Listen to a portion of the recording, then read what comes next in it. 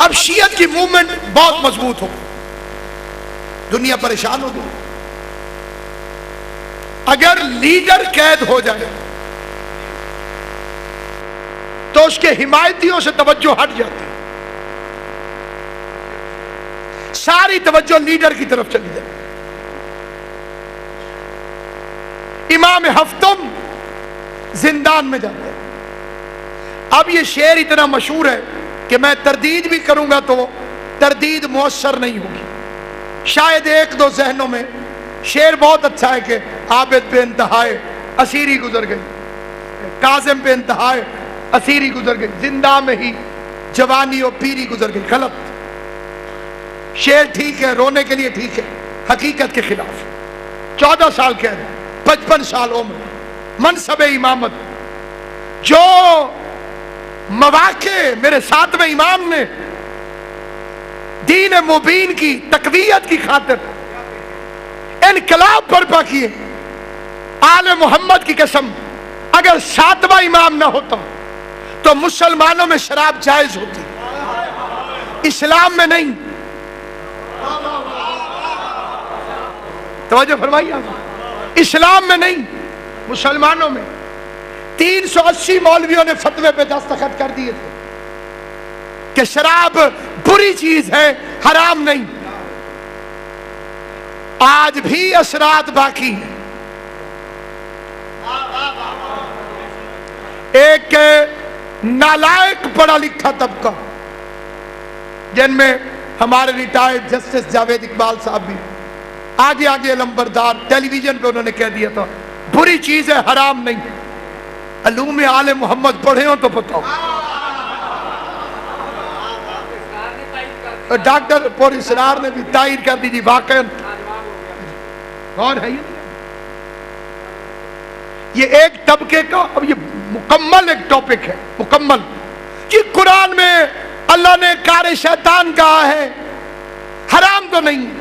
اسی کو بنیاد بنایا ہارون الرشید نے، حضرت نسیم امروہی نے پورا مرثیہ لکھا اس واقعے کہ دور ہارون میں جب عیش و طرب کا تھا شباب، نشہ مال یہ چاہتا تھا کہ چلے دور شراب، بحث اٹھائی گئی اس طرح سے انگور کا آب، کار شیطان بھی اور نجس بھی ازرو کتاب نہیں، لیکن بصراحت نہیں ثابت ہوتی، کار شیطان ہے حرمت نہیں ثابت ہوتی۔ کلک زر سے خلافت نے لکھا ایک محضر، علماء جتنے تھے بلوائے گئے شاہ کے گھر، نشہ مال بڑھا کھولے گئے منہ کے زر، مولوی آ گئے دعوتی سونے کے پاتر پہ۔ اب جس مولوی کو سونے کی پلیٹ پہ دعوت آ جائے اس کی تو حالت غیر ہو جائے گی۔ بڑے پریشان ہو گئے، بندے اکٹھے ہو گئے، اور پھر اس کے آگے فرماتے ہیں کہ سارے مولوی اکٹھے ہو گئے اور آگے کہنے لگے بالکل تو ٹھیک کہہ رہا ہے۔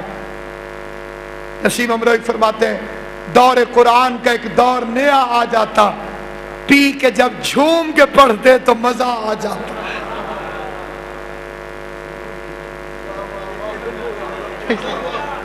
پی کے ساتھ پی کے جب جھوم کے پڑھتے،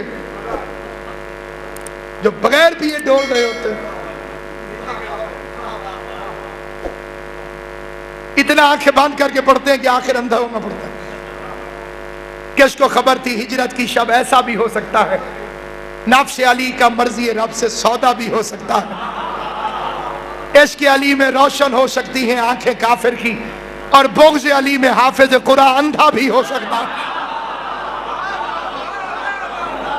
دور قرآن کا ایک دور نیا آ جاتا، پی کے جب جھوم کے پڑھتے تو مزہ آ جاتا۔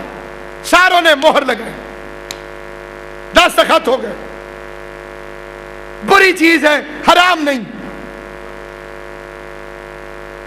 کسی نے آواز آئی اگر قرآن میں نہیں آیا تو اس سے تو پوچھو جو رسول کا بیٹا،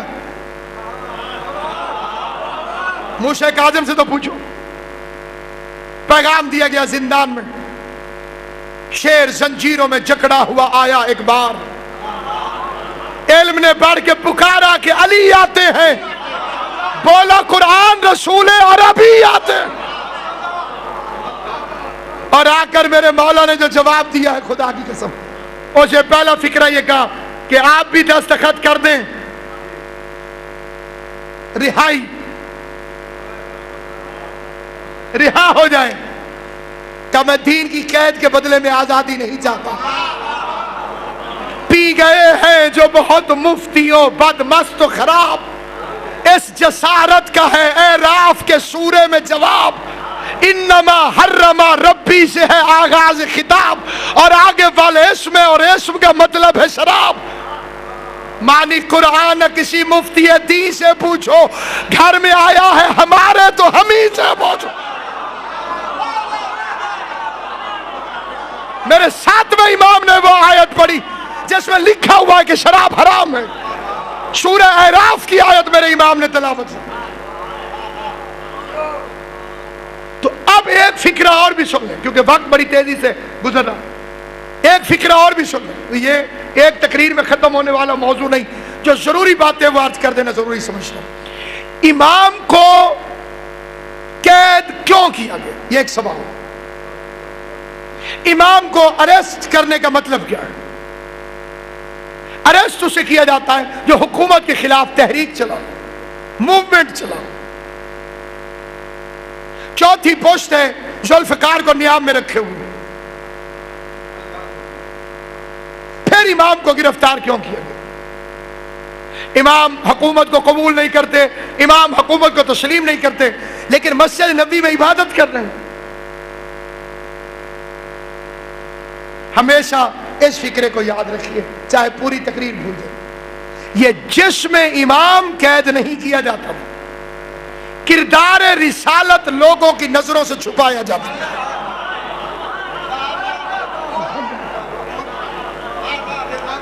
کردار رسالت، اب آپ خشکی کا شکار ہو گئے تو میں بھی اس موضوع کو سمیٹ دیتا ہوں۔ کردار رسالت لوگوں کی نظروں سے، کیونکہ بادشاہ اگر نماز پڑھے گا، امام بھی پڑھیں گے تو لوگوں کو یاد آ جائے گا محمد والی نماز تو یہ پڑھ رہے ہیں۔ بس جو سو گئے انہی کے لیے آخری واقعہ پڑھتا ہوں۔ ایک رات ہارون سوچتا رہا تخت پر بیٹھ کر کہ میں تخت پر بیٹھ کر بھی لانتی کہلاتا ہوں۔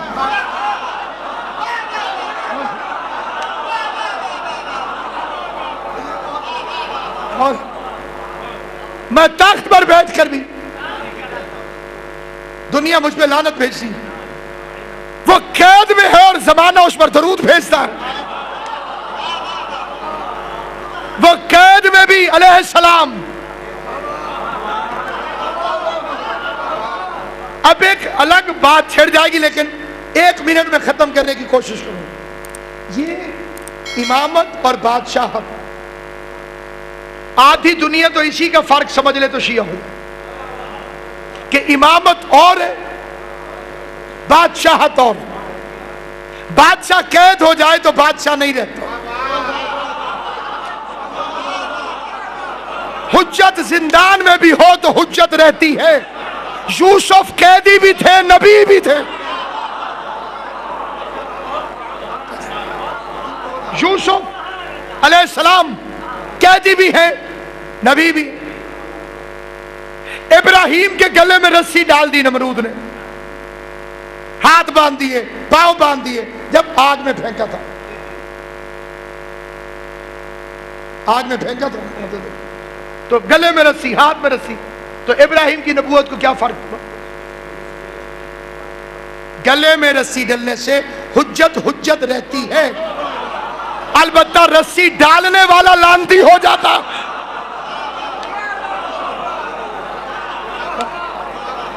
یہ بنیاد ہے۔ اب اس نے کہا کہ کسی طرح سے میں اس قیدی پر کوئی الزام لگاؤں۔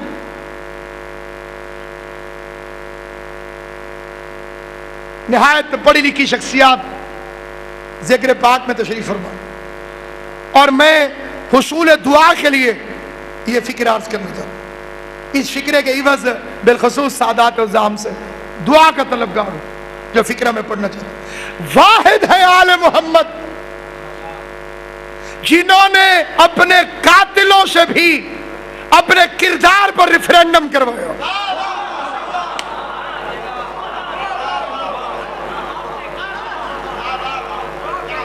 نبی نے شروع کیا تھا کوئی ابو قبیس سے, قوم کے لشکر ہے پہاڑ کے پیچھے, مان جاؤ گے, یہ کردار پر ریفرینڈم. علی نے قاتل سے کہا میں تیرا اچھا امام نہیں تھا, جرت نہیں ہوئی قاتل کی کہ کردار میں کوئی عیب نکال سکے. کیریکٹر میں قبلہ جی, کیریکٹر میں کوئی عیب نہیں نکال سکے ہر امام. اب اس نے کہا کہ ان پر جھوٹا الزام بھی نہیں لگتا.